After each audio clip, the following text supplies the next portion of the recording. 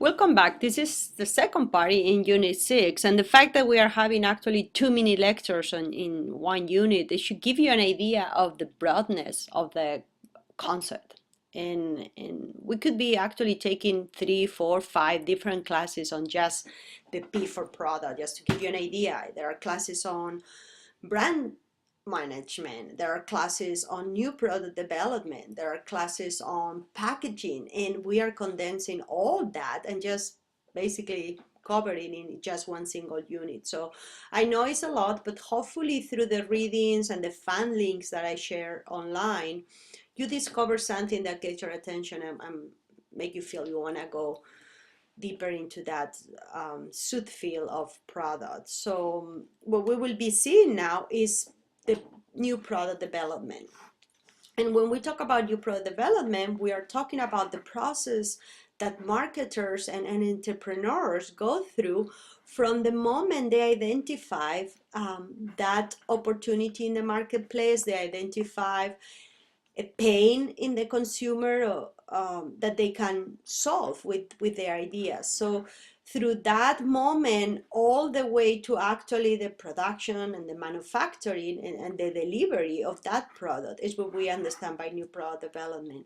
And the word new shouldn't be confusing you, and that's what I'm trying to explain with this matrix. It could be new to the market, but it can also be that it's new to the company and not so new to the market. Okay, so in this horizontal axis, I have a new to the market from low to high, and I have new to the company again from low to high. So we can talk about what we call completely new or new to the world product when it's obviously very new to the company that is producing that, and also to the market. And these two examples, again, you might tell me, Professor, an iPhone is not something new anymore. But believe me, there was a point in history where there were no iPhones and there were not even smartphones within my lifetime, which made me feel really old. But those are still thought as new to the world product. And this example was also popular among middle schoolers a few years ago when they crossed the idea of a skateboard with a surfboard. But you can have products that actually are necessary, well, in this case, not new to the market, right? The soap, bar soap, is certainly no a novelty, no an innovation. But what the company, in this case, Ivory, has been doing, they have been doing a lot of changes in their packaging. So there is, if you remember our comments about packaging, a degree of new product development. The packaging has to be redone. We are also going to find examples, and these are a couple of them, these two products as product categories. They are not new to the market, toothpaste and beauty product. But what we observe here, and I have to say that I'm sure you cannot see, this is a line of beauty product put together by Gap. So it's not new to the market, but producing soaps and beauty product is very new for the Gap company, which is basically a garment, a fashion retailer. The same with this toothpaste, that's Arm & Hammer brand, but they realized that certainly they could create a product and the brand was going to transfer well to need this new product category. So not a new product to the world, but certainly a new product for the company. This one, Doritos, is an example of adding to an existing product line, right? When companies actually tweak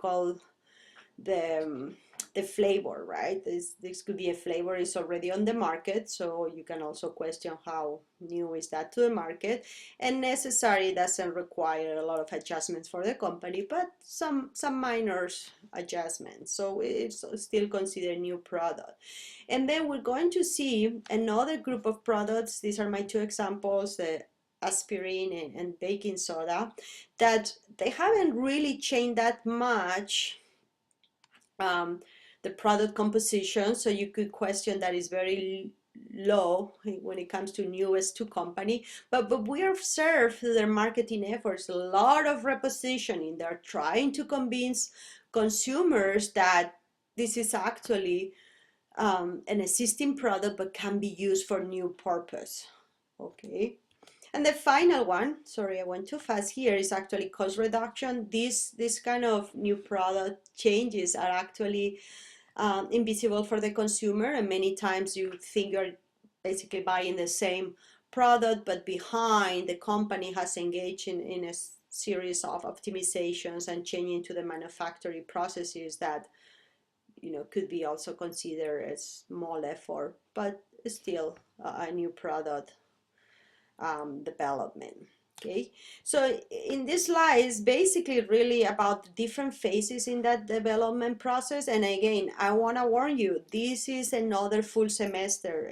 16 weeks is what I will be using in face-to-face classes to explain this process, and I'm going to cover in just one slide. So I just want to get an understanding of what marketers go through from that initial idea generation, and to understand what could be the sources of those ideas, right? We talk about identifying a problem, and that problem identification could be from internal sources, because your salespeople, they're in the field and they're going to be telling you, this customer just complained about this. So that could be an opportunity to redesign your product, or this customer is missing this feature or this attribute in our existing product. So that could lead to a new product development effort. But we can also use obviously outside sources, right? Customers are a wonderful source of ideas, and we always have to have channels to capture those ideas. And of course you can run brainstorming sessions, and that could be done with both internal and external sources. And I'm just giving you a couple of basic rules for good brainstorming sessions, because we don't have time to cover more. But in brainstorming, usually we go for quantity, and we avoid judge each other's ideas, because there will be time later on in the process to screen them. So with that kind of ocean of ideas, we move into a phase in which we have to screen them, right? We have to define how feasible they are, and decide to concentrate our efforts in just a few of them, or depending on our budget, just one of them for the time being. And there is an important marketing test that get done at this point, and it's called concept testing. And giving you some couple of examples of qualitative, remember our unit of market research, these are qualitative techniques to collect consumers' perception about the concept testing. What we are presenting in front of them is not a prototype. It doesn't even have to be a tangible item. It's just the idea, right? And we still don't know how we're going to materialize that idea. And what we are trying to really screen out if there is a need for that new product or that new service. Okay, so we call that concept testing as an example of primary marketing research, and it can be done through a couple of qualitative techniques, focus groups, and in-depth interviews. Assuming things go well, we move into a feature specification, where in this case, we say, okay, this was the concept, right? And now what I want to do is actually define attributes, specific attributes. And that's where I'm going to start thinking about materials and weight and colors, and things that allow me to start visualizing the final object. And from a marketing research perspective, what we do at that point is what we call product testing. So in this case, yes, we are presenting a prototype in front of the consumer. So notice the difference. Concept testing still is just the idea. That's what I'm checking. In product testing, I am presenting something, if it's a tangible, obviously, offering that the consumer can experience, and it's going to give me their opinion. And then if things go well in this product testing, we move into development, okay? And eventually the big test, that is what we call market testing, to see what's the best way to roll out that product. Do we want to start in a small location and test the market in, let's say, just our county, or do we want to do a national rollout? Okay, so that's a critical moment, and depending on the findings of that testing, we go into a launch. And again, I'm presenting a very linear product, but the reality is that products get developed more and more in a very iterative way. This link with the idea of the lean startup. And there was it's a great book, Eric Ries, I highly recommend it, that he really questioned this very linear project and the way the lean startups followers are proposing is that you actually do a much quicker prototype and you get your minimum viable product and you get out of your building and you find that customer archetype and that person or the group of people, sorry, they give you feedback and then you go back to the design board and make adjustments. So different approaches, and again, marketers are in the constant search for better and bigger ideas, and the sooner you check them out, obviously the cheaper it is for the company. I don't want to finish this second part without actually mention something we are seeing more and more, the idea of the crowdsourcing. I'm sure you have seen this in maybe in another contest. Crowdsourcing funding is obviously a big deal now, especially because we are moving into equity crowdsourcing. But when it comes to product development, is this idea that you can capture those suggestions, those recommendations for new product from a broader audience. It's not just, as I was saying before, your internal stakeholders and companies. And this is a great example. Starbucks have a website called My Starbucks Idea, where you can actually submit your ideas. There is a system by which you can vote, and if your idea gets picked, they are going to implement your ideas. And when you think about it, the person that actually shared the idea is not getting paid for it, just do it for the cyber glory or the cyber ego that I call. And this will be another example. Kellogg's, you go to their website and they just have a way to capture those ideas for the general public. It could be their customers, and they have a similar website for the suppliers, giving suggestions and recommendations for new product. And this obviously tied closely with the idea of creativity. And many times I encounter students that tell me, well, I'm not a creative person, I hate drawing.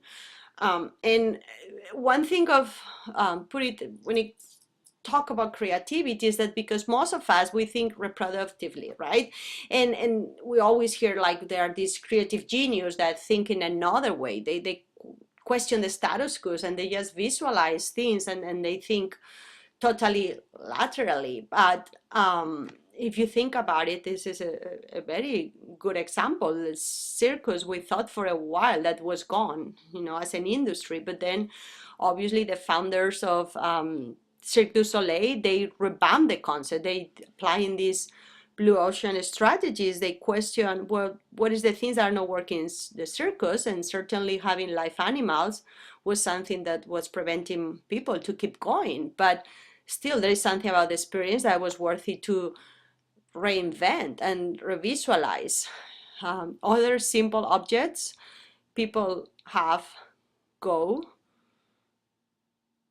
gone and make changes and adjustments, right? So there is always room for improvement. I love to think of Las Vegas as a good example, right? Because they transformed themselves from this sin city to almost like a family destination. So when it comes to creativity, and I'm wrapping up here, I want you to get familiar with the idea of design thinking and IDEO. IDEO is an American company, very successful. And I actually share with you a good TED Talk done and performed by the CEO, Tim Brown. So I encourage you to check. There's a fascinating Harvard Business Review article and get familiar with the concept of design thinking. Thank you so much.